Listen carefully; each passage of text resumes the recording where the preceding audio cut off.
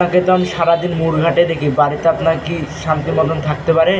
বাড়িতে বলতে গেলে ওই দুপুরবেলা একটু গরম লাগে, রাত্রেবেলা একটু ফ্যানের দেখি। মানে বাড়িতে কেউ কোনো ডিস্টার্ব জ্বালাতন করে না?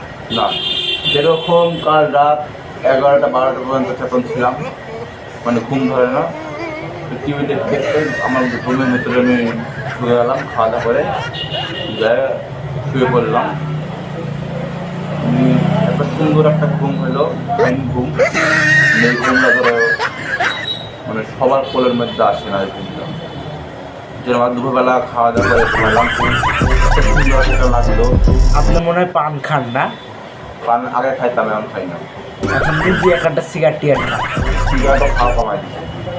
তাহলে তো ভালো। তাহলে এখন ভাত খাই, ভাত রুটি চা, মানে খাওয়ার পুরো আগ্রহ করতে হবে, মানে ভিটামিন পুষ্টিকর জিনিস খান।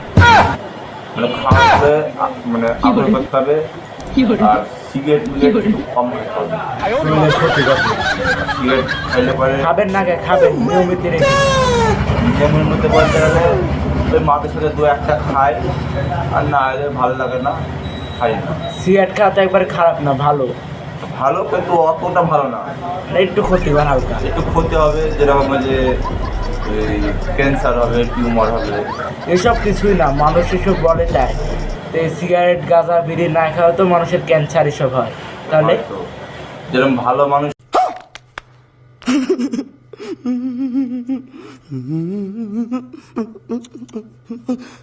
ক্যান্সারে আক্রান্ত হয়ে মারা এসব গেল। কিছুই না, খাবেন নিয়মিত বজায় রেখে। মানে নিয়মের ভিত্তির মধ্যে বজায় রেখে সেটা খাইতে হবে। তো ধন্যবাদ। এটা যদি কন্টিনিউ যদি খাওয়া যায় তাহলে ধরেন ভালো। হ্যাঁ, ধন্যবাদ।